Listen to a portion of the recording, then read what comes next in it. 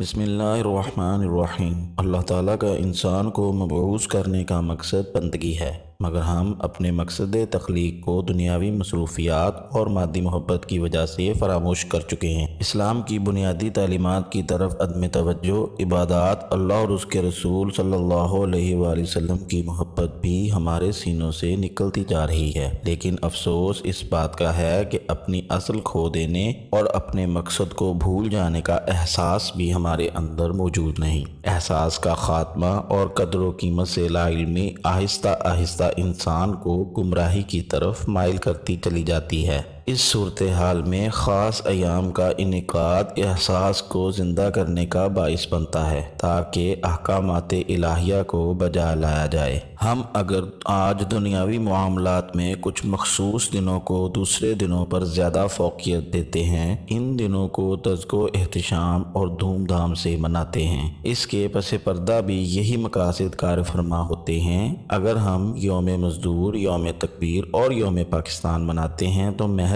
ان کو سیلیبریٹ کرنا ہی مقصد نہیں ہوتا، بلکہ وہ ایام ہمیں قربانیوں کی یاد دلاتے ہیں، اپنے مقاصد کو ہمیشہ ذہن میں زندہ رکھنے کے لیے مہمیز کا کردار ادا کرتے ہیں، بقا اور ترقی کے لیے اپنے کردار کو مزید نکھارنے کو دعوت دیتے ہیں۔ اسی طرح اسلامی دنوں میں سے چند دنوں اور راتوں کو بھی اسی لیے فضیلت دی گئی ہے کہ یہ دن اور راتیں دوسرے دن اور راتوں سے منفرد مقام رکھتے ہیں۔ یہ دن اور رات ہمیں جھنجھوڑتے ہیں اور ہمیں اللہ تعالیٰ کے خلیفہ اور نائب ہونے کا احساس دلاتے ہوئے اس منصب کے مطابق کردار ادا کرنے کی طرف راغب کرتے ہیں۔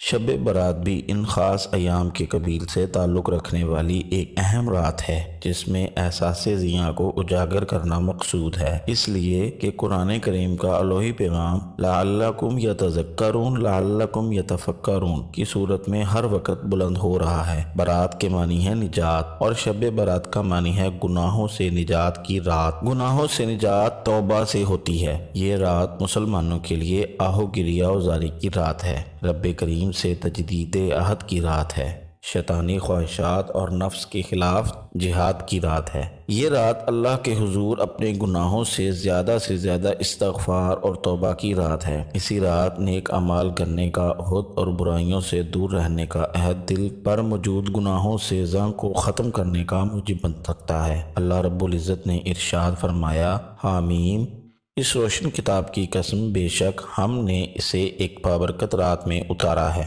بے شک ہم ڈر سنانے والے ہیں۔ اس رات میں ہر حکمت والے کام کا جدا جدا فیصلہ کر دیا جاتا ہے۔ نصف شعبان کی رات کے 4 نام ہیں: لیلۃ المبارکہ، لیلۃ البرات، لیلۃ الصق، لیلۃ الرحمہ، اور کہا گیا ہے کہ اس کو شب برات اور شب صق اس لیے کہتے ہیں کہ بندار یعنی وہ شخص کہ جس کے ہاتھ میں وہ پیمانہ ہو کہ جس سے ذمیوں سے پورا خراج لے کر ان کے لیے برات لکھ دیتا ہے۔ اسی طرح اللہ تعالیٰ اس رات کو اپنے بندوں کے لیے بخشش کا پروانہ لکھ دیتا ہے۔ اس کے اور لیلۃ القدر کے درمیان 40 راتوں کا فاصلہ ہوتا ہے۔ یہ بھی ایک قول ہے کہ یہ رات 5 خصوصیتوں کی حامل ہوتی ہے۔ اس میں ہر کام کا فیصلہ ہوتا ہے، اس میں عبادت کرنے کی فضیلت ہے، اس میں رحمت کا نزول ہوتا ہے، اس میں شفاعت کا اتمام ہوتا ہے، اور 5ویں خصوصیت یہ ہے کہ اللہ تعالیٰ کی اس میں یہ عادت کریمہ ہے کہ اس میں آب زمزم میں ظاہراً زیادتی فرماتا ہے۔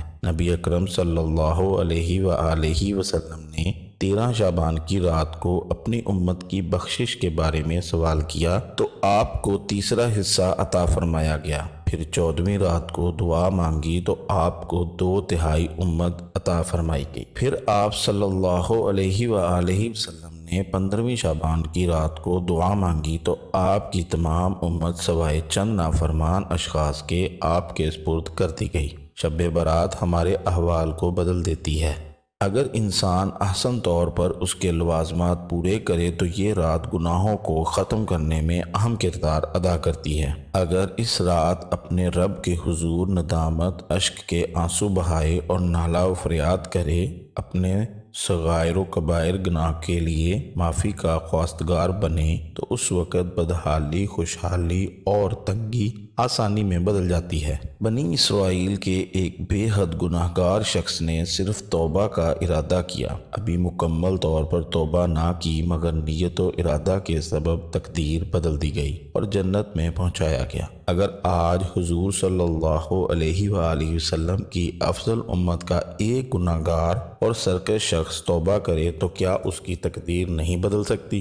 بالخصوص شب برات کا تو اور افضل مقام ہے، جہاں حضور صلی اللہ علیہ وآلہ وسلم کے ارشاد گرامی کی روح سے اپنے رب سے گناہوں کی معافی مانگنا اور آہوزاری کر کے اپنے رب سے آئندہ گناہوں سے سچی توبہ کرنا ہے۔ شب برات ہمیں اس عمل کی طرف دعوت دے رہی ہے کہ اس رات محاسبہ نفس، توبہ، تجدید عہد کے ذریعے دنیاوی و اخروی فلاح کا سامان تیار کریں۔ شب برات کا دوسرے دنوں اور راتوں سے موازنہ کیا جائے تو شب برات دوسرے شب و روز سے بالکل مختلف ہے۔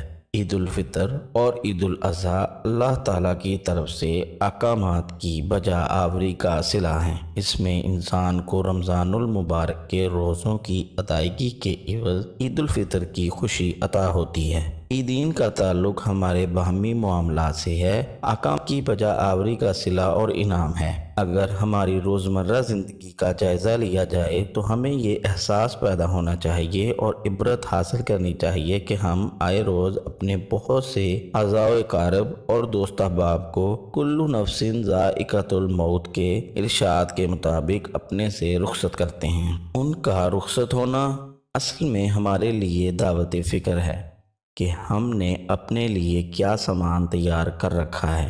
شب برات دنیا و آخرت کے سنوارنے کے لیے ایک فکر کا نام ہے۔ یہ اللہ تعالیٰ اور اس کے رسول اکرم صلی اللہ علیہ وآلہ وسلم سے دوری کو ختم کر کے قربت کی طرف ایک الارم ہے۔ حب الہی اور محبت رسول صلی اللہ علیہ وآلہ وسلم کی طرف ایک دعوت ہے، جس پر عمل پیرا ہو کر انسان دنیا اور آخرت سنوار سکتا ہے۔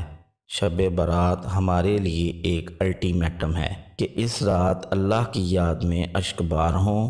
یہ رات اللہ کے فیوزات اور بحر بیکراں ہے، جس میں غوطہ زن ہو کر اپنے من کو سیراب کیا جا سکے، لیکن آج کے دور میں ہم اس کے برعکس اس رات کو پٹاخوں اور آتش بازی جیسے کاموں کی نظر کر دیتے ہیں۔ شب برات اللہ تعالیٰ کی نافرمانی اور اسلام کے اصولوں سے عاری لوگوں کے خلاف ایک نکارہ ہے، جس میں باور کروایا جا رہا ہے کہ یاس اور قنوطیت تمہارے کیے ہوئے اعمال کی بنا پر ہے۔ اس رات اپنے اعمال کی اصلاح کی طرف ترغیب دی جا رہی ہے۔ اللہ پاک ہم سب کو عمل کرنے کی توفیق عطا فرمائے۔